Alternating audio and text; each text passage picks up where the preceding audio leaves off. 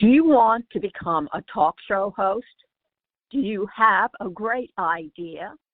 Passionate World Talk Radio is currently looking for podcast hosts for our Internet Talk radio station. Please email us at pwrnetworkllc@gmail.com with your name, email address, cell phone number, and podcast topic. In return, you will receive a 3-minute intro on air to a live audience about your podcast. Remember, just email us your name, email address, and your podcast topic, and in return, you will receive a free 3-minute intro on the air. How cool is that? Welcome to Passionate World Talk Radio. Educate, enlighten, entertain. This episode of the Energy Stoners Cafe is sponsored by Passionate World Talk Radio and Lillian Caldwell. PassionateWorldTalkRadio.com.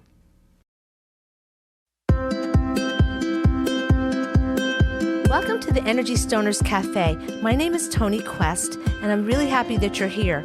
I like to interview the most interesting people I can find on the planet. So grab a cup of coffee, sit down, relax, and listen. You're going to find that these guests are so intriguing, you'll wonder why you didn't know about them before. Hi, everybody. Welcome back to the Energy Stoners Cafe. I'm so pleased to do this show. It's one of my favorite things to do in my life is interview interesting people from all around the world. So tonight I have Dr. Norma Uranga. She is the president and owner of Uranga's Mindworks. I have so much to ask her because since the last time I interviewed her, a lot has changed. And she seems to be going with the flow, as she usually does. And here she is. Norma, how are you tonight? Good evening. Good evening, Jim and Toni. Good evening. Yes, so it has been a challenging time for all of us. It certainly has been. It's a long, challenging time. This all began a year ago, even more. A year and a half. I think we're going on 19 months. 19 months, and we're still plowing through it. Yeah, and so much has happened, I imagine, and I'd love for you to tell the audience about your experience during the pandemic with regard to your business. I'll just say to the audience that Dr. Uranga is a hypnotist. She is also a lifestyle coach, and we like her so much because when she comes on the show, we always learn something new, and Dr. Uranga is always doing something to help other people. So, Norma, what do you know about what's going on with people during this post-pandemic time? Is there a real post-pandemic stress? I think it's still going on to maybe a lesser degree because, of course, the vaccine and people are looking for the vaccine. Of course, there's always, a whole bunch of people that do not want to have anything to do with it, but others do, and that's a good thing. There are people, I have seen interviews in the news about people who are on their hospital bed encouraging other people to take the vaccine. Yeah, well, that's a nice time to do it, at that point. I mean, what are you going to say? Exactly. And as a matter of fact, not too long ago, I did see a clip, once again on the news, of this person who was on his bed and with a ventilator and everything else. And he asked the nurse to please give him the vaccine. And she said, it's too late. Wow. So anyway, on to better things. Yeah. We are beginning to see the light. We are beginning to see an end. Sure, we still have to be very vigilant and very careful, but we're getting there, and we will make it. We will make it. Maybe, some of us will make it better than others. And some of us will, need help. Yeah. And that's why I'm here. So tell me, what you can tell, because I know that you have a lot of confidentiality protocol to adhere to, but I know that you've been doing a few different things. Just tell us, what kind of requests have you received during this 18, 19 months that we've been going through this pandemic? Well, the requests have been, some of them are very familiar prior to the pandemic. I think the pandemic has exacerbated a lot of the issues, of the problems that people had, before the pandemic. And now, after a year and a half, I think that has come up more so, because, the isolation, for one thing, not so much right this, now, but during the 9 months, the year and a half, isolation. Human beings are meant to socialize. They're meant to be with other human beings. They need other human beings. The need for socialization is there. That's why it's one of the reasons why I encourage my teachers when I used to work in the schools, and I did a lot of it for 20 somewhat years.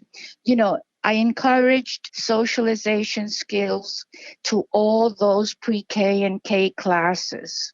Everybody needs it, but you need to start early. Anyway, going back to the point, that I was making. So people have been isolated, and that is not how human beings were meant to be. We're social animals. Yes, we're social animals. We need people. We need other people, and other people need us. How enjoyable is it to simply have a cup of coffee with a friend? Yes. How enjoyable is it to have a meal? Doesn't have to be expensive. Doesn't have to be in a classy restaurant. It just could be a simple meal with a group of friends, or with a couple of friends. How enjoyable is that? All the sharing that takes place, all the communication, the bonding, Mm-hmm. the bonding that takes place, which we all need. We need that bonding. We do not live alone, and we're not meant to live alone. We're meant to, value other people's opinions, other people's beliefs. We don't have to agree, but we need to respect them. And that all happens. That all happens when we have a cup of coffee with them, or when we have a simple meal. Right. It seems that, and I've observed this over many years, even in my own life and other people, there's a weird kind of thing that people feel that they don't need anyone. There's some people that have a mindset that they should not need anyone. Almost like you feel shamed for needing someone, that you don't enjoy your own company. I think it's important to enjoy your own company. I know as an artist, I enjoy my own company because the art doesn't make itself. You do that alone, but it's on rare occasions that you have the opportunity to collaborate. Have you had people contact you about issues of being alone during the pandemic, and then developing like sort of bad habits? Well, they are alone. And the thing of being alone, in order for one to be alone, you need to be resourceful. You need to have interests. And I'm afraid that some of the clients that I have do not have interests. If you ask them, what do you do on your spare time? They will say to you, I just read, or I watch TV. No one says, hey, I took some thread and I did crocheting, let's say, or I went to a meetup. What's wrong with meetups? There are all kinds of meetups, and you can find them online. I have done it for other reasons, not to be with people, but a common interest. You go there and you meet other people. You don't have to participate, but you meet them. But you do it in the area that interests you.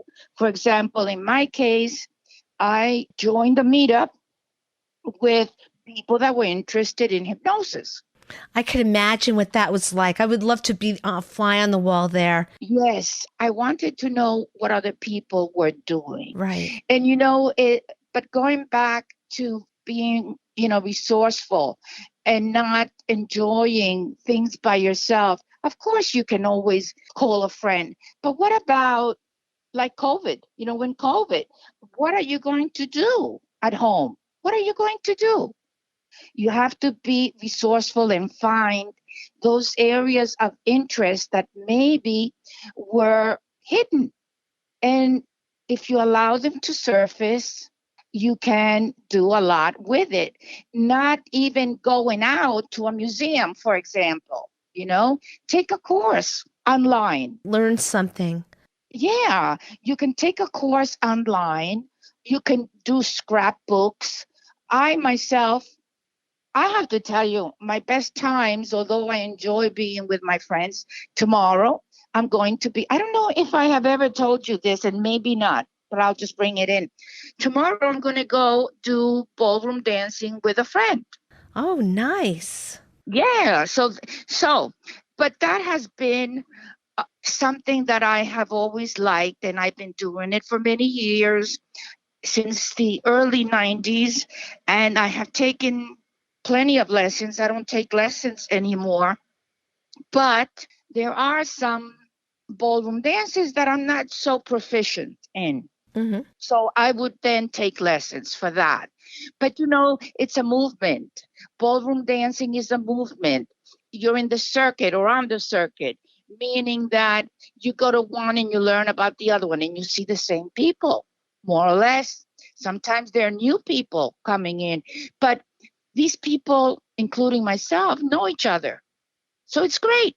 You don't have to go to meet somebody and hook up. No, you go to dance and then you say goodbye. Sounds good to me. I'd love to dance. Invite me next time. I need to learn some new steps. I think that's wonderful. I do. I mean, I can dance. I need to really learn to dance. I have to tell you, I enjoy it. You get to dress up. I remember back in the 90s, when this ballroom dancing at its heyday, now it has sort of like, it's not so prevalent as it was, but you could dress up with gowns. Yeah, and have a good time. I remember in my family, we used to do that. Not me, but the adults would go to these dances and they would dress up in these ball gowns. Halls. Go to these halls and you wore beautiful gowns, long. They were always long. And, you look forward to it because, once again, you met friends, but you enjoyed the music. You enjoyed the step. And furthermore, as you know, the man is the leader. So we are, the women are the followers. In ballroom dancing, right? Yes, in ballroom dancing, of course. Yes. But you need to be a good follower. Mm-hmm. Actually, the man has, the most responsibility, but the lady also needs to know what she's doing. Anyway, so that's just a side hobby. We're talking about interests. We're talking about things that we can do, find out, what we like to do. So, and you have your painting. Yes, painting, jewelry. And you have other things too. I have a lot of stuff. I got a lot of stuff. I wish I had 3 brains, and a couple more sets of hands and eyes would be good too. Yeah, right. Yes, I think that would be great. That would be great. That would be great. Cooking is another. Because cooking is wonderful. Some people have discovered new skills and talents during the pandemic. Oh, I love cooking, but I love it when I want to do it. Not when I have to do it. No,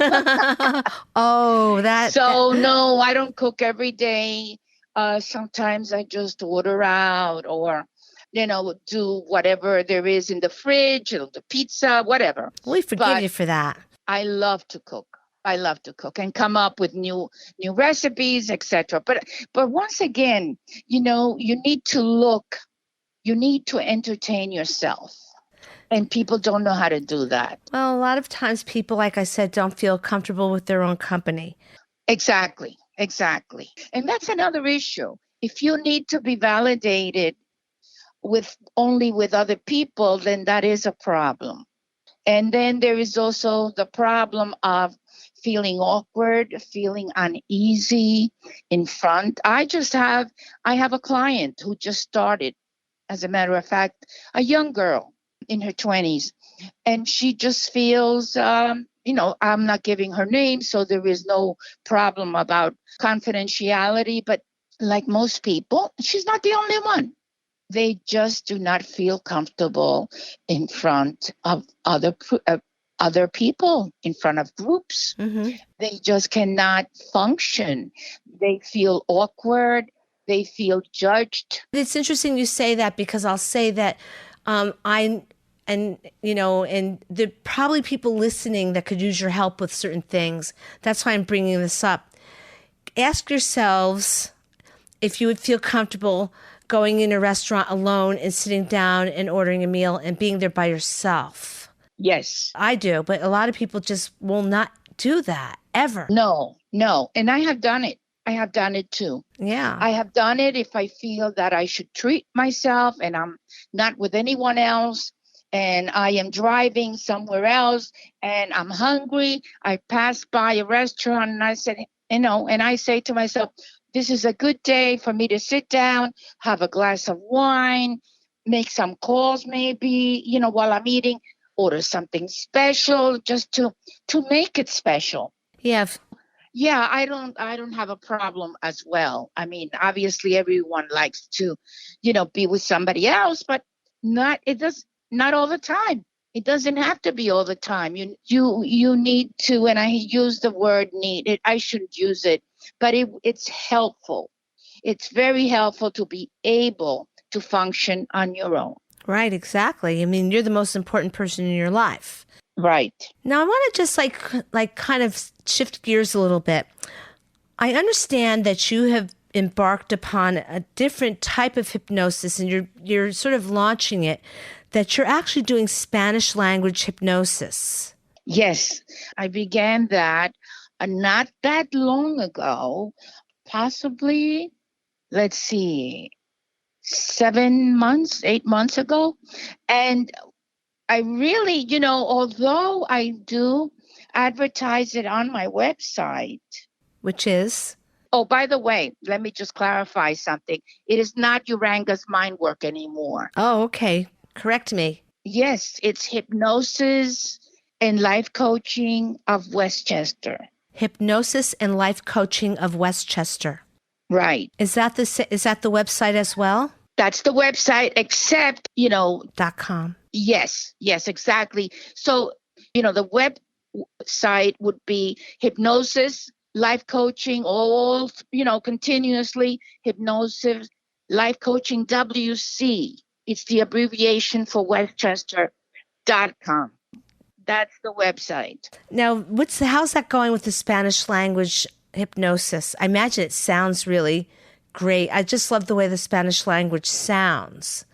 It's funny because if you look up Spanish-speaking hypnotist on Google, you would probably get a few, not many, but you would get a few. But I have had a lady, as a matter of fact, who did contact one of those Spanish-speaking hypnotists who claimed or said that, he was Spanish-speaking and he really was not fluent enough for him to be able to pick up what's the word that I want to use? The idioms of the language. The idioms and nuances. Exactly. And you can't. It doesn't work. Especially with the Spanish-speaking community. If you have the background like I do, and I was born in Cuba, so I have the background.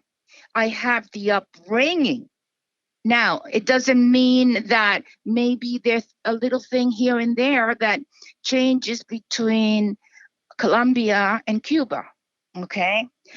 But there's a root in there that is the same. There's a root language, there's a root, so many ways of saying things, of looking into, of making deduction of what is said to you, looking at body language, of how people react and act and say things in different situations.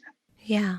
And that is very helpful to a hypnotist. If you don't have that, you only have half the battle. You're only learning to speak, and learning to speak Spanish is part of what you need, but it's not the whole picture. Yeah, you need the native tongue. Exactly. And you need to know a bit also about their culture. So you have the language, but you need, somewhat of knowing the culture. Now, let me give you something else. If I received a call, right, from a Jewish client, all right, this is an example. I haven't, but let's say I do, okay? And this is a very religious client. Well, and he speaks English, and I speak English, that's okay, right? But at some point, the culture is going to be weaved into the issue, and I'm not going to understand it. I'm not going to know about it. I would only know about it if the person tells me, because I wasn't raised Jewish.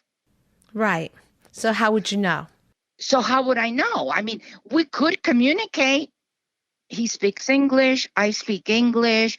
I would have to really, what's the word? There is a saying, and I'm using that word very loosely. There is a saying in hypnosis that the map is not the territory. Oh, I've never heard that.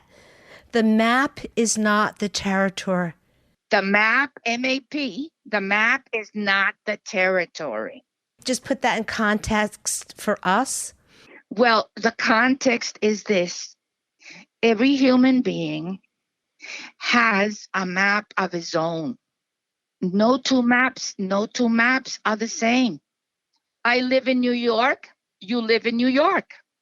But you, Toni Quest, you are a totally different individual. You have your own belief system.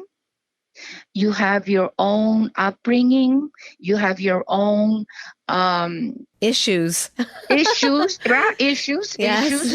Religion, assumptions. This is very important. One of the hardest things to do is to change someone's belief system. Yeah. And we all do. We have different things that we think is right. And that is a very difficult thing to change. And the person would want to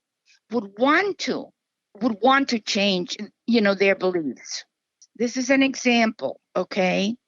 If a Spanish-speaking couple from Cuba who migrated to the United States, and they have a daughter, and the daughter is 9 or 10 or 11 or 12, that couple from Cuba has their own set of values.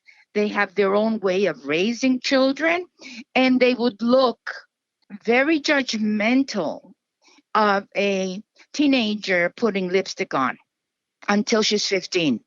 Oh, okay. So that's a cultural difference. Of course. There's a cultural, there are cultural differentiations between people, even though they might speak the same language. Exactly. They speak the same language, but they would not think of letting their daughter hang out with just anybody. And American parents do that too. But I think it has to do more with their relationship with the opposite sex.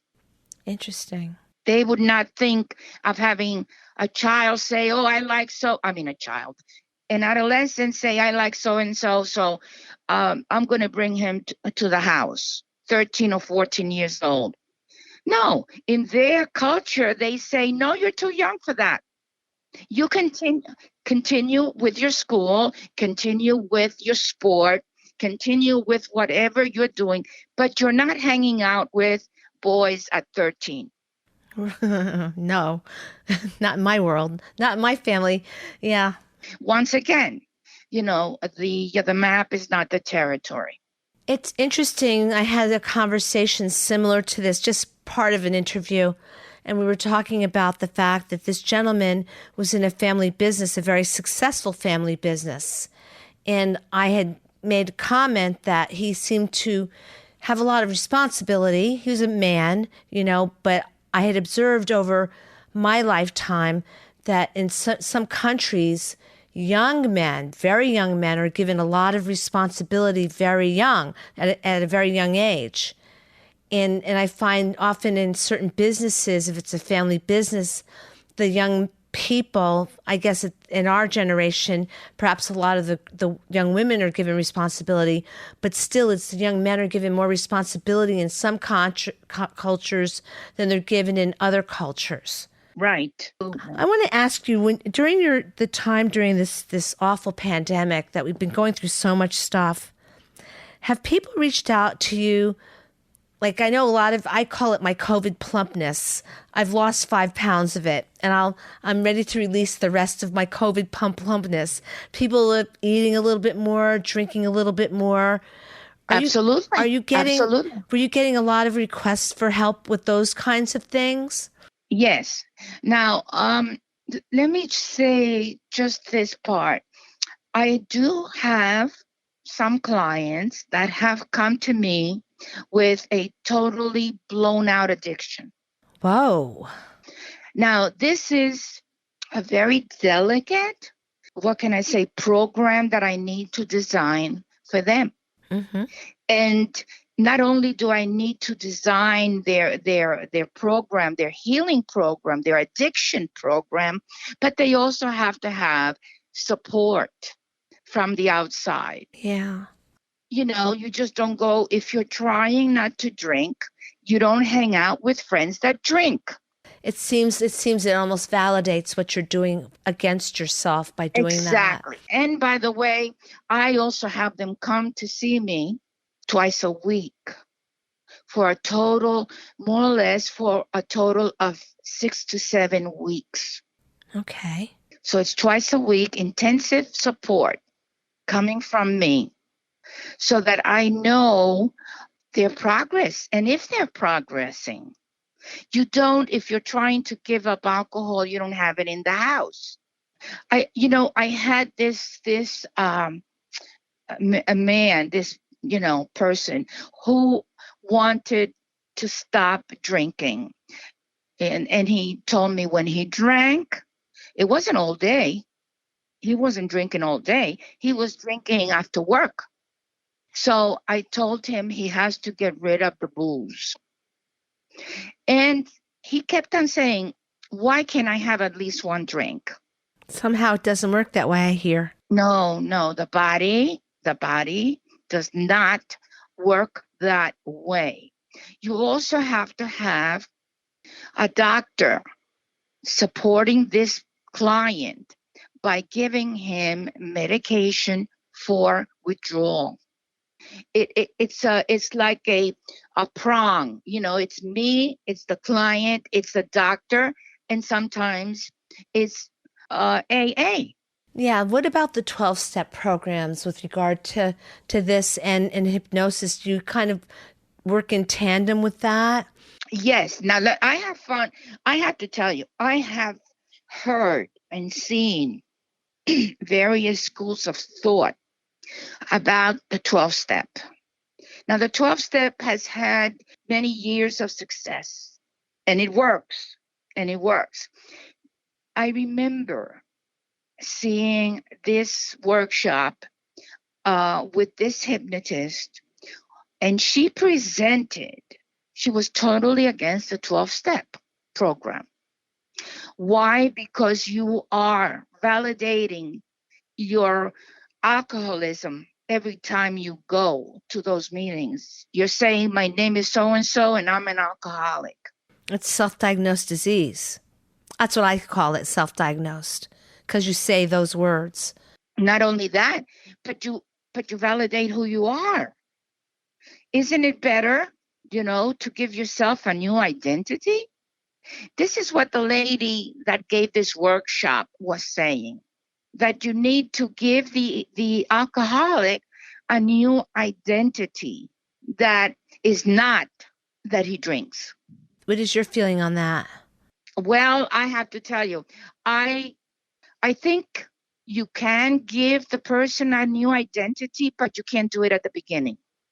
You have to do it after you've had this person for a good month or 5 weeks. Then you can work on a new identity. And by identity, I don't mean anything. I mean, you are who you are, but you cannot say I am an alcoholic. You can say I am so-and-so, and this is what I like to do. This is what I have as a result of quitting. I'm not drinking anymore. I can do, and I have picked up X, Y, and Z. Mm-hmm. And that's a new identity. Right.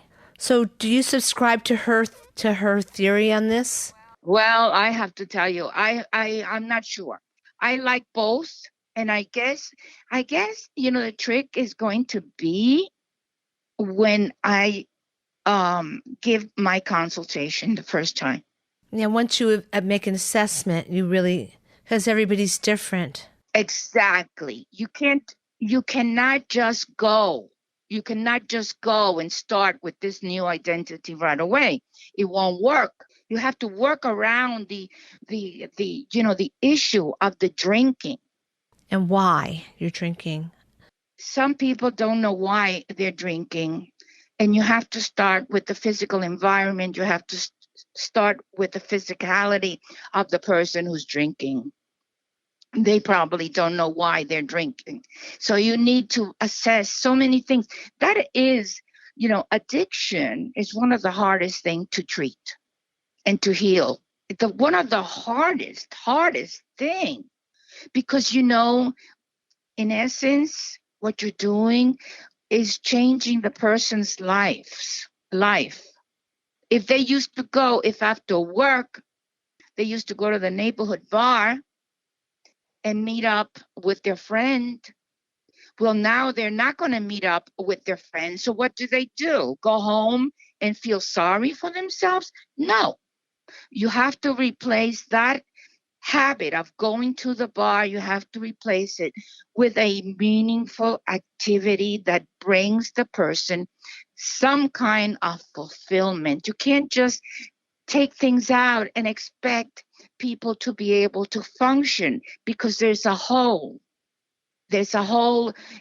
psychologically, and there's a hole physically. So you have to put something in there. You just cannot take things out and not replace them, is what I'm saying. Right, I hear. So when you actually work with someone, there are a lot of people trying to lose weight. I imagine you get a lot of that. But do you give a post-hypnotic suggestion that the person could draw upon when they're not with you? Yes. Well, once again, I go back to the NLP, which you probably have heard about it. NLP is part of hypnosis. I like it, and I work with it a lot, because when I do NLP with a client, we practice it. We practice it together. Mm-hmm. I stand up, I walk with them, I make sure I give a demonstration of how my body should look like. We walk together towards a mirror, and we practice how it is. For example, with this woman, she and I said, let's get up. We were both sitting, and I said, we're going to walk now in front of the mirror, because I have mirrors, in all my closet doors, so you cannot see yourself. I said, we're going to walk together, and you're going to show me what a human being that is confident and happy with herself walks. What does she do with her head? What does she do with her arms? There's an air. You have seen it. You observe people, and right away you can get a first time impression, as they call it. And that impression can be, oh, this person is slumping over, or walking, lowering the head. No, you put your head up straight, you smile as you walk, and you give people the idea. And this is NLP, by the way. Spell, the audience might not know, NLP is an acronym for neuro-linguistic programming. That's right. And I'm very familiar with it, not for other things. And they use it in many ways. They use it, I'm just telling the audience, they use it for hypnosis. I know that. I learned NLP years ago with regard to sales. In a job I had in sales, and I took a neuro-linguistic programming sales, and it's very effective in many ways. And sometimes people use it on you, and you don't even realize it, just to sort of see if you're in alignment with them. Yes. If you're leaning to the left and they're leaning to the left, you might be on the same wavelength. Because with NLP, you knock down their logic. Right. And their logic is faulty sometimes. Not purchasing up. Going back to your example for sales, okay? If they don't want to buy the product, this is hypothetical, okay? If you want them to buy the product, then you're going to do something that takes a little bit of time, but you're really going to question every position that they give you for not buying the product. And you can tell if they're being honest. If you know neuro-linguistics, you can tell if they're being honest just by their body language. Once you get into and analyze what they're saying, you're able to ask the right questions that will then place a seed in the person's mind. Well, gee, maybe I will do better with this new product that you're trying to sell me. Yeah. I love talking about neurolinguistics. It's one of my favorite subjects, and you're one of the very few people I've ever had a conversation about this with. It's just one of those things. It's wonderful. And it's fascinating. It's fascinating. I did a 7-day training in Boston 2 years ago, strictly about NLP. Oh, okay. It was intensive, very intensive. I stayed in this hotel in Boston where the training was taking place. And there were quite a few people. I can say that if you have a background in that, Dr. Uranga, that I can honestly say that I would feel confident in your skills as a hypnotist and as a life coach.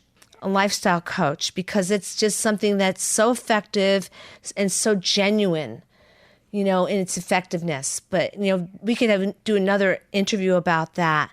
Yes, absolutely. And you know what? You could actually, there's another area, which I don't know if I have mentioned to you, but I am also a meditation coach. Oh, okay. And we'll talk about that another time. So we'll have to have you back on soon. Yeah, you will talk about that another time. It's very effective. And I'll tell you how it all started for me and what I have been doing since I started it. Well, you're doing a lot of things with the Spanish language hypnosis. That's something that's new and exciting. And I really recommend you. I'll tell the audience, I recommend you, for that. Thank you. And for the English language as well. Will you come back and talk to me again soon? Of course. Okay, of course, great. Very soon. You just give me a call and we'll set up, the day and so forth. How can people get in touch with you? My website, hypnosislifecoachingwc.com. is one way. And they can also call me, and I'll be happy to answer a question. I'm not, the kind of hypnotist that just doesn't want to give any time to people, because they have questions about hypnosis. Let's face it. Hypnosis, although it has been a while, it has been around for a very long time. Very long time. Since Dr. Mesmer himself. Yes, very long time. Yes. Oh, yes. And it was used. It was used by the doctors in those days who were MDs. Yeah. It's an effective way. It's an effective tool for healing. It really is. Exactly. But anyway, people don't know about hypnosis. And then after that initial, in the 19th century, could be even late 18th century, I'm not sure, but then it sort of like hypnosis went into the stage phase. Yeah, it became almost like a show, a sideshow. Yeah. Well, you'll have to come, you really must come back and talk to us more about this, because I think that I really believe in it. I have for a long time. It's helped me. And there's so much stuff going on with people nowadays that I know that you could be helpful to many people. Yes. Let me give you the telephone number in case anyone has a question. Yeah, please.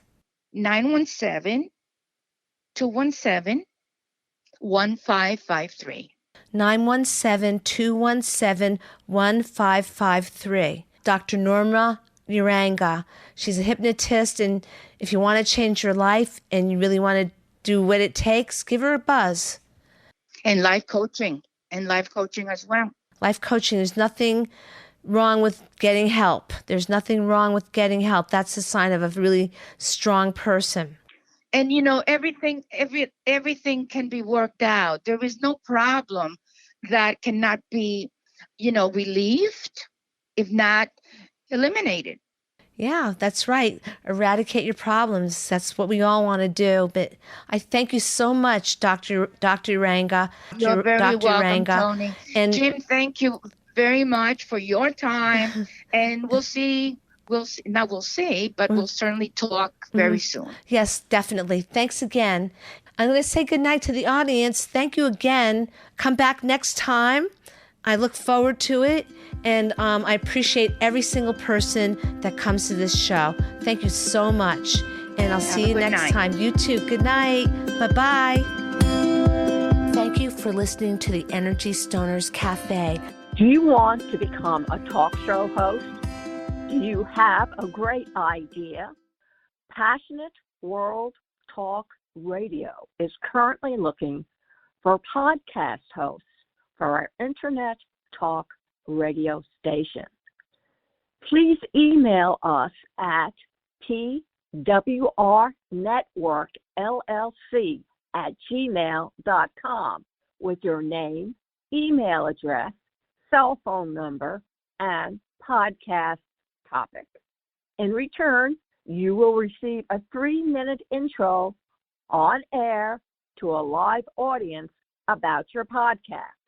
Remember, just email us your name, email address, and your podcast topic, and in return, you will receive a free 3-minute intro on the air. How cool is that? Thank you for listening to Passionate World Talk Radio. You can listen to this program all over again by going over to https://passionateworldtalkradio.com. You can also hear it on Spotify, Spreaker, Amazon Alexa, AMFM247.com every Tuesday evening between 8 and 9 p.m.